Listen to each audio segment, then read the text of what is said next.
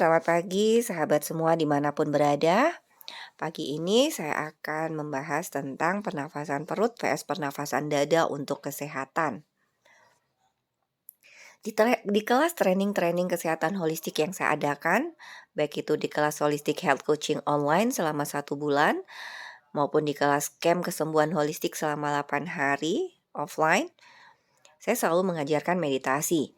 Dan meditasi akan lebih baik ketika kita menggunakan nafas perut ketimbang nafas dada. Setelah saya pelajari lebih lanjut, ternyata teknik pernafasan perut adalah teknik kuno yang digunakan dan telah ada dalam peradaban kuno dari Cina, yaitu Tai Chi, India, Yoga, Jepang, Reiki, dan Yunani. Teknik kuno yang sesuai bahkan membantu ilmuwan biologi dan medis dalam mempelajari sistem respirasi. Saya akan menyampaikan mekanisme biologis dan manfaat teknik dasar pernafasan perut ini bagi kesehatan. Secara biologis, manusia adalah makhluk hidup aerob, yaitu makhluk yang membutuhkan oksigen untuk sistem metabolismenya. Proses pengambilan oksigen dan pembuangan limbah gas hasil metabolisme berupa karbon dioksida ini terjadi melalui sistem pernafasan atau respirasi, yaitu sistem yang berlangsung di luar kendali pikiran sadar atau involuntir. Meskipun aktivitas pernafasan ini bersifat involuntir, kita dapat mengontrol cara input dan output udara melalui otot sadar, yaitu otot diafragma. Otot diafragma ini adalah otot berbentuk lembaran yang berada di antara rongga dada dan rongga perut, dengan 2 teknik, yaitu pernafasan dada dan pernafasan perut. Dari kedua teknik tersebut, pernafasan perut terbukti secara biomedis lebih efektif daripada pernafasan dada. Kalau sahabat memperhatikan bayi dan anak-anak yang sedang tidur, jelas terlihat perut mereka terlihat kembang kempis yang menunjukkan bahwa teknik pernafasan mereka adalah pernafasan perut. Dari kini kita bisa mengetahui bahwa teknik ini adalah teknik alamiah yang diajarkan oleh alam semenjak kita dilahirkan. Tidak diketahui dengan pasti penyebab berubahnya teknik pernafasan yang kita lakukan setelah kita menjadi dewasa menjadi teknik pernafasan dada. Namun, ada sebagian ilmuwan yang mempelajari hal ini dan memberikan hipotesa yang berdasar bahwa seiring bertambahnya usia, bertambah pula permasalahan-permasalahan yang kita hadapi, sehingga emosi, stres, dan depresi mengarahkan kita secara tidak sadar untuk melakukan pernafasan dada. Bagaimana mekanisme dan manfaat teknik pernafasan perut untuk kesehatan? Yaitu ketika otot diafragma kontraksi ke bagian bawah, rongga perut akan mengembang.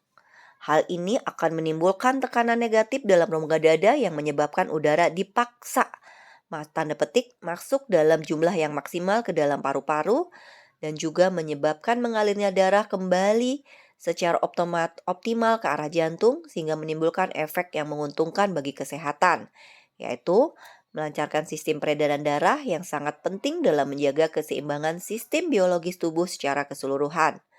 Meningkatnya daya tahan tubuh atau sistem imun seiring optimalnya peredaran darah, membantu mencegah terjadinya infeksi pada paru-paru dan jaringan dalam tubuh lainnya, menstimulasi pengeluaran hormon endorfin yang memiliki efek menenangkan tubuh atau relaksasi, sehingga dapat membantu meredakan stres, panik, atau gugup.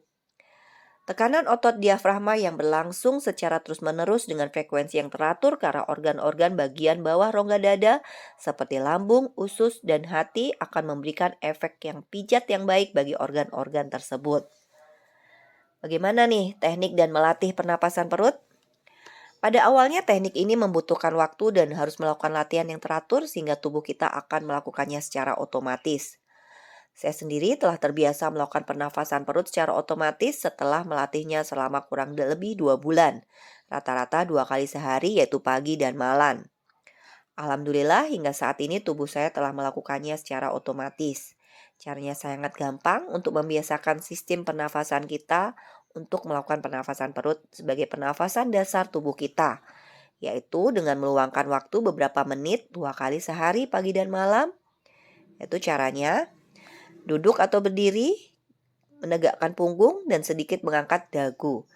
Di awal-awal latihan, letakkan telapak kanan di dada dan telapak tangan kiri di bagian perut. Perhatikan telapak tangan kanan yang mundur ke belakang, dan telapak tangan kiri maju ke depan saat menarik napas. Buang udara dari rongga perut dengan cara menggerakkan perut ke arah belakang atau punggung dan menghembuskannya melalui mulut. Tarik nafas dalam-dalam dari hidung dan arahkan otot diafragma ke arah bawah. Setelah maksimal, lepaskan melalui mulut secara perlahan. Ini dilakukan beberapa kali. Ketika kita sedang melakukan aktivitas sehari-hari atau sedang rehat sejenak, ingatkan diri untuk melakukan pernafasan perut. Memang untuk jangka pendek manfaatnya tidak begitu terasa, tetapi insya Allah akan bermanfaat untuk jangka panjang bagi kesehatan kita. Oh ya, untuk mengatasi cegukan, teknik pernafasan yang dilakukan adalah pernafasan dada. Jadi kita tarik nafas panjang-panjang, terus kita simpan di dada, kita tahan beberapa lama.